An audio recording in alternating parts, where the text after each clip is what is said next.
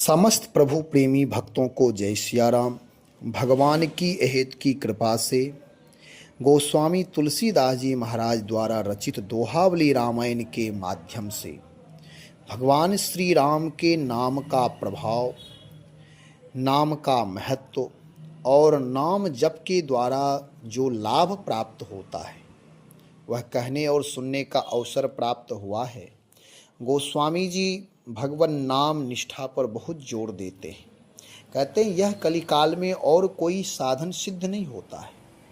बहुत सारे साधन शास्त्रों में बताए गए हैं, बहुत सारे मंत्रों का अनुष्ठान पुरस्चरण विधियां बताई गई हैं, लेकिन वह सब सामान्य ढंग से करने पर सिद्ध नहीं हो पाता।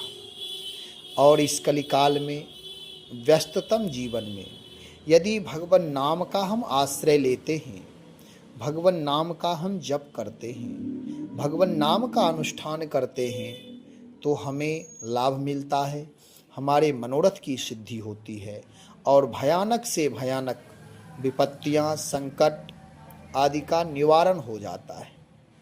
यहाँ गोस्वामी जी कह रहे हैं ऐसे जीव जिनका लोक और परलोक दोनों में कोई एक भी ठीक नहीं है, यानी लोक में भौतिक संसाधन से युक्त नहीं है, लोक में उनका विस्तार नहीं है और परलोक नाम आध्यात्म मुक्ति मार्ग ये सब की तो कोई रुचि ही नहीं है। वह मनुष्य जन्म व्यर्थ होता है जिसमें लोक और परलोक की सिद्धि नहीं हुई, पूर्णता की प्राप्ति नहीं हुई, वह मनुष्य जीवन व्यर्थ है। लेकिन कहते हैं गोस्वामी जी की घबराने की बात नहीं है। हमारे भारतीय दर्शन में भगवान की शरणागति में, आध्यात्म मार्ग में आने से सारी चीज़ें सुलभ हो जाती हैं, बहुत सहजता से काम हो जाएंगे। घबराने की बात नहीं है कि मेरा लोक सिद्ध नहीं हुआ अथवा परलोक की सिद्धि नहीं हुई, यहाँ सारे काम बनते हैं। गोस्वामी जी कह रहे हैं स्वार्थ सुख सपने हूँ अगम, परमार्थ न प्रवेश, राम नाम सुमिरत मिटहि, तुलसी कठिन क्लेश। जिन लोगों को सांसारिक सुख सपने में भी नहीं मिलते और परमार्थ में मोक्ष प्राप्ति के मार्ग में जिनका प्रवेश नहीं है, तुलसीदास जी महाराज कहते हैं श्री राम नाम का स्मरण करने से उनके भी कठिन क्लेश मिट जाते हैं, अर्थात उनके स्वार्थ परमार्थ दोनों की सिद्धि सहज में ही हो जाती है। अब यहाँ भावार्थ समझे। गोस्वामी जी कह रहे हैं स्वार्थ सुख सपने हूँ अगम, अगम नाम कठिन है। यदि हम चाहते हैं कि संसार में हमारे पास धन वैभव संपदा हो, हमारी मनोकामना की पूर्ति हो, सबके जीवन में यह होता है कि मेरे भोजन उत्तम हो, वस्त्र उत्तम हो, आवास उत्तम हो, व्यवहार उत्तम हो, लेकिन पुरुषार्थ के अभाव में भौतिक संसाधन धन वैभव संपदा यदि प्राप्त नहीं हो पाया तो कह देते हैं कि प्रारब्ध ठीक नहीं है, इससे क्लेश सहना पड़ता है। जो संसार में रह कर के गृह कार्य करते हैं, जिनके रिश्तेदार हैं, बच्चे हैं, परिवार हैं और वह उनके पास धन ना हो तो उनका जीवन बहुत क्लेश से बीतता है। एक एक क्षण उनके लिए बहुत ही कठिनाई होती है।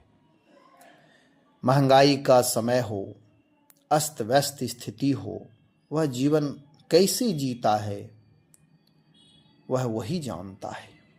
कहने का मतलब है कि भौतिक संसाधन आवश्यकता अनुसार होना चाहिए, धन वैभव भी होना चाहिए। यदि यह नहीं होते हैं तो बड़ा क्लेश होता है। हो सकता है शारीरिक व्याधियां हो जाए जिस कारण से वह पुरुषार्थ ना कर पाते हों। यदि वह चाहते तो हैं कि मेरा लोक उत्तम बने, मन में भावना बहुत कुछ है, लेकिन धन वैभव संपदा नहीं होने की वजह से वह परोपकार दया नहीं कर पाते हो, दान नहीं कर पाते हो, इच्छा तो है, फिर करें क्या? क्योंकि संसार में सबके पास आवश्यक नहीं है कि सबके पास धन वैभव अगाध हो और वह जो मन वह करे, दान भी करे, जो भी अपने उचाले कि मेरे पास गाड़ी बंगले आदि सब हो जाए। सबका प्रारब्ध अलग, सबका पुरुषार्थ अलग, सबका ज्ञान, सबकी शिक्षा अलग अलग होते हैं। इसलिए जीवन में ऊपर नीचे होते हैं, कुछ लोग अधिक में होते हैं, कुछ लोग न्यून में होते हैं। तो यहाँ गोस्वामी जी कहते हैं स्वार्थ सुख सपने हूँ अगम। जिन लोगों को सांसारिक सुख सपने में भी नहीं मिलते, जागृत अवस्था कौन कहे। बहुत सारे ऐसे लोग हैं जिनके पास भोजन वस्त्र आवास का अभाव है। उनका जीवन कैसे बीत रहा है? जो लोग सुखपूर्वक जीवन जी रहे हैं, महलों में जीवन जी रहे हैं, उन्हें क्या पता कि उन गरीब लोगों का जीवन कैसा होता है जो झुग्गी झोपड़ी में जीते हैं, जो खुले आकाश में जीवन बिता रहे हैं, जो जंगल में रह कर के जीवन बिता रहे हैं। तो बहुत सारे लोग हैं। तो यहाँ कह रहे हैं स्वार्थ, जिन लोगों को सांसारिक सुख सपने में भी और परमार्थ में जब लोक उत्तम होता है ना, तभी परलोक की यात्रा ठीक से हो पाती है। एक बोलचाल की भाषा है, भूखे भजन न हो ही गोपाला, ले लो अपनी कंठी माला। यह ऐसे ही विनोद का है, लेकिन वास्तव में सही है कि पेट में अन्न नहीं हो, भूख से तड़प रहा हो, उसे कोई कहे कि भैया चलो तुम भगवान नाम का कीर्तन करो, जप करो, तो क्या सिद्धि हो पाएगी? क्या जब हम आप बीमार पड़ते हैं, अस्वस्थ हो जाते हैं, तो फिर कोई कार्य करने में रुचि नहीं होती है। और जिसके जीवन में दरिद्रता हो, धन का अभाव, भोजन का अभाव, वस्त्र का अभाव, वह कैसे भजन कर सकता है? तो वह कैसे अध्यात्म मार्ग का पथिक हो सकता है? इसलिए संसार में रह कर के सांसारिक वस्तुओं की आवश्यकता परम आवश्यक है, होना चाहिए। और हम आप भी जिनके पास आवश्यकता से अधिक धन वैभव संपदा है, वो ऐसे भाइयों का सहयोग करे, बहनों का सहयोग करे, परिवारजनों का सहयोग करे जिनके पास सांसारिक वस्तुओं का अभाव है। देखा जाता है कि हमारे पास बहुत सारे वस्त्र हैं, अन्न का भंडार है। हमारे आसपास कुछ ऐसे लोग भी हैं जिनके शरीर पर वस्त्र नहीं, जिनके भोजन की व्यवस्था नहीं, जिनके पास 2 पैसे नहीं, रुपये नहीं। उनका जीवन कैसे बीतता है? तो यह भी विचार करना चाहिए कि यदि हमारे पास कुछ है तो हम आप उतने के अधिकारी हैं जितनी आवश्यकता मेरी, दूसरों की भी आवश्यकता पूर्ण करनी चाहिए। तो यहाँ गोस्वामी जी कहते हैं कि यदि मोक्ष प्राप्ति के मार्ग में जिनका प्रवेश नहीं है, यदि ऐसे लोग भी जिनका लोक और परलोक दोनों कमजोर है, दीन है, वह बेचारे हैं, तो राम नाम सुमिरत मिटहि। समय निकाल करके अपना जीवन पहले लोक की सिद्धि करें।